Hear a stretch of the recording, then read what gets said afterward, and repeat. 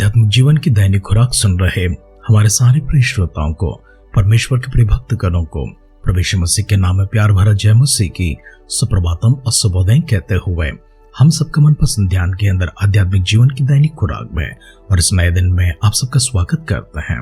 हमारे अध्ययन अय्यूब का ग्रंथ 19वां अध्याय में चल रही है और उसका पहला वचन से पढ़ते हुए हमारे ध्यान को आगे बढ़ाएंगे। तब अय्यूब ने कहा, तुम कब तक मेरे प्राण को दुख देते रहोगे और बातों से मुझे चूर चूर करोगे। इन 10 बात तुम लोग मेरी निंदा ही करते रहे।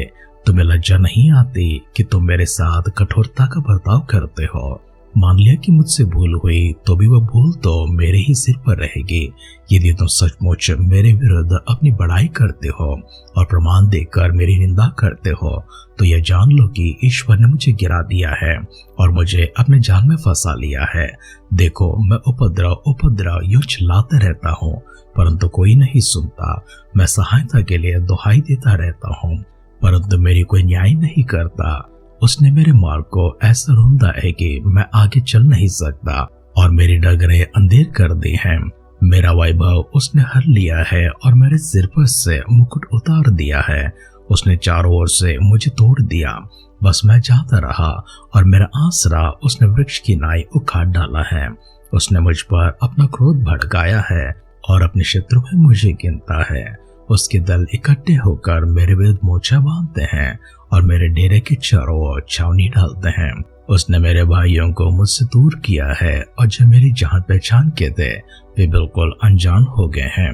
मेरे कुटुंबी मुझे छोड़ गए हैं और जो मुझे जानते थे वह मुझे भूल गए हैं और जो मेरे घर में रहा करते थे वे वरण मेरे दास दासियां भी मुझे अनजान गिनने लगी हैं। उनकी दृष्टि में मैं परदेसी हो गया हूँ। जब मैं अपने दास को बुलाता हूँ तो वह नहीं बोलता। मुझे उससे गिड़गिड़ाना पड़ता है।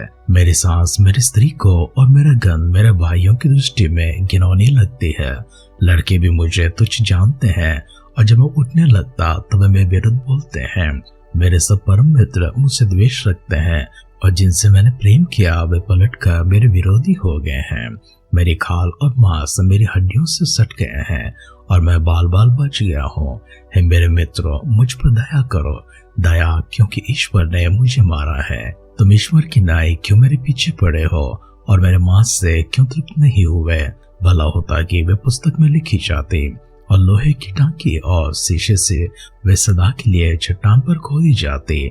मुझे तो निश्चय है कि मेरा छुड़ाने वाला जीवित है और वह अंत में पृथ्वी पर खड़ा होगा और अपनी खाल के इस प्रकार नाश हो जाने के बाद भी मैं शरीर में होकर ईश्वर का दर्शन पाऊंगा। उसका दर्शन मैं आप अपनी आंखों से अपने लिए करूंगा और ना कोई दूसरा। यद्यपि मेरा हृदय अंदर ही अंदर चूर चूर भी हो जाए तो अभी मुझ में तो धर्म का मूल पाया जाता है। और तुम जो कहते हो कि हम इसको क्यों कर सताएं, तो तुम तलवार से डरो क्योंकि जलजलाहट से तलवार का दंड मिलता है जिससे तुम जान लो कि न्याय होता है। अय्यूब का ग्रंथ 19वां अध्याय का पहला वचन से लेकर आखिरी वचन तक हमने पढ़कर सुना है। हमारे इस पठन में हम अय्यूब को अपने मित्रों को जवाब देता हुआ और 2 प्रकार की बातें, एक मित्रों के विषय में और दूसरा परमेश्वर के विषय में कहता हुआ सुनते हैं। मित्रों के विषय में इस प्रकार से वो कहता है कि तुम सब लोग मुझे सताने के लिए आए हो। तुम क्यों मेरे प्राण को दुख देते हो और बातों से मुझे चूर चूर करते हो। 10 बार तुमने अब तक बात किया है लेकिन ये 10 बार तुमने मुझे निंदा ही किया है। तुम्हें लज्जा नहीं आती क्यों तुम मेरे विरुद्ध कठोरता का बर्ताव करते हो। मान लिया कि मुझसे भूल हो गई है लेकिन वो तो मेरे ही सिर पर है। तुम में से किसी के ऊपर तो नहीं आ पड़ी है परंतु क्यों तुम मुझे अपनी बातों से सताने लगे हो। मेरे ऊपर दंड क्या कम पड़ गई है। इतना सारा दर्द, इतनी सारी पीड़ा मैं जो सहता हूँ, इसके अतिरिक्त तुम आकर तुम्हारी बातों से मुझे सताने लगे हो, मुझे परेशान करने लगे हो।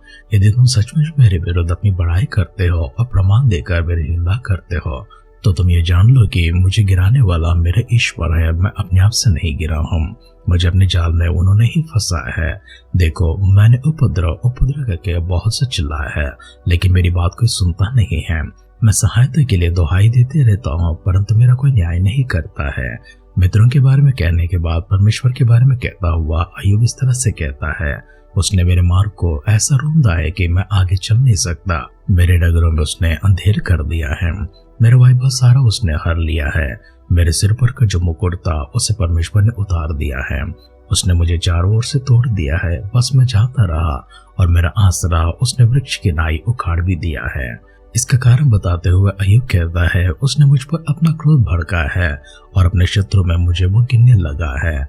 मेरे भाई मुझसे दूर हो गए हैं, मेरे कुटुंबी मुझसे दूर हो गए हैं, मेरे जान पहचान वाले लगभग अनजान से हो गए हैं। मेरे घराने के जितने भी लोग थे जो मेरे घर पर रहा करते थे वो भी मुझसे दूर हो गए। मेरे दास दासिया इस तरह से कहते हैं मानो कि मुझे जानते ही नहीं है। मैं अपने दास से कुछ कहता हूँ वो सुनता नहीं है। उसको सुनाने के लिए, उसको मनाने के लिए मुझे गिड़गिड़ाना पड़ता है। मेरी सास मेरी स्त्री को और मेरे गंध मेरे भाइयों की दृष्टि में घिनौनी लगती है, अर्थात उसकी पत्नी उसके करीब नहीं आती है और उसके भाई भी उसके करीब आना बिल्कुल पसंद नहीं करते हैं, क्योंकि अय्यूब की स्थिति इस तरह से है कि उसकी आंख से सच में दुर्गंध आने लगती है।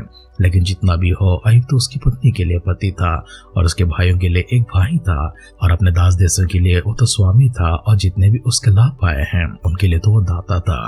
परंतु आज उसकी हालत ऐसी हो गई है, लोग उसकी स्थिति को देखकर नहीं परंतु उसे एक मनुष्य के रूप में देखने लगे हैं, क्योंकि एकाएक से सारे बच्चे मर जाना, सारे पशु लूट लिए जाना, दास दासी मर जाना, खेत और सारी संपत्ति भी बर्बाद हो जाना, उसकी सेहत भी घट जाना और वह लगभग मृत स्थिति में जो पड़ा है, इसे देखकर किसी पाप का, किसी अपराध का या फिर मनुष्य का परिणाम मानते हैं। इसी कारण से कोई भी उसके आसपास आना नहीं चाहते हैं। बस हिम्मत करके अय्यूब के 3 मित्र उसके पास आते हैं, इनके अलावा और कोई भी नजर नहीं आते हैं। अय्यूब अपनी आशा को इस प्रकार से प्रकट करता है और अपनी कामना को इस तरह से बताता है, भला होता कि मेरी सारी बातें लिखी जाती, वे पुस्तक में लिखी जाती, लोहे की टांकी और शीशे से वे सदा के लिए चट्टान पर खोदी जाती। मुझे तो निश्चय है कि मेरा छुड़ाने वाला जीवित है और वह अंत में पृथ्वी पर खड़ा होगा और अपने देह में, अपनी खाल में इस प्रकार से नाश भी हुआ जाता हूँ। परंतु मुझे तो आशा है और भरोसा है कि मैं ईश्वर का दर्शन को पाऊंगा।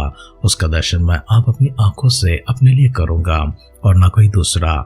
यदि भी मेरा हृदय अंदर ही अंदर चूर भी हो जाता है तो भी मुझ में तो धर्म का मूल पाया जाता है। मेरे ईश्वर मेरे साथ है, मेरे ईश्वर मेरे लिए खड़ा है, मेरे ईश्वर मेरा साक्षी है, वो मेरा गवाह है, वो मेरे सहायक है और उसके दर्शन को पाने के लिए मैं इंतजार किया रहूंगा। भले आज तुम्हारे सामने मैं नष्ट हुआ दिखाई पड़ता हूँ, परंतु मैं अपनी आंखों से उस परमेश्वर के दर्शन को प्राप्त करूंगा। और तुम जो कहते हो हम इसको क्यों कर सकता है, तो तुम तलवार से डरो, क्योंकि जलजलाहट से तलवार का दंड मिलता है, जिससे तुम जान लोगे कि न्याय होता है।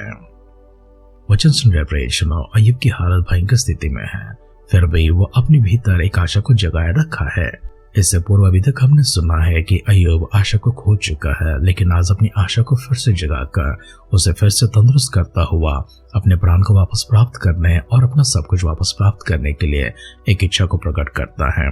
परमेश्वर अय्यूब की इच्छा को क्या इस तरह से आदर करते हैं, सम्मान करते हैं, उसे पूरा करते हैं या नहीं, आगे के ध्यानों में देखेंगे। लेकिन आज अपने आप को परमेश्वर के हाथों से समर्पण करते हुए, सिरों को झुकाकर, आंखों को बंद करते हुए हमारी आशा कभी टूटने ना पाए, इसके लिए परमेश्वर की आत्मा का अगुवाई हमारे ऊपर होने के लिए छोटी सी प्रार्थना करेंगे। पिता, हम फिर से एक बार आपकी शुक्रिया अदा करते हैं, आदर सम्मान महिमा करते हैं, आभार प्रकट करते हैं परमेश्वर अद्भुत वचनों के लिए। अय्यूब के भीतर परमेश्वर ने जिस प्रकार की आशा को जगाई है, वैसी आशा परमेश्वर हमारे भीतर भी जगाई है। भले हमारे मित्र हो सकते हैं, हमारे अपने हो सकते हैं, जिस तरह से अय्यूब के मित्रों ने, उसके अपनों ने उसको सताया है, वैसे ही हमें भी सताएंगे।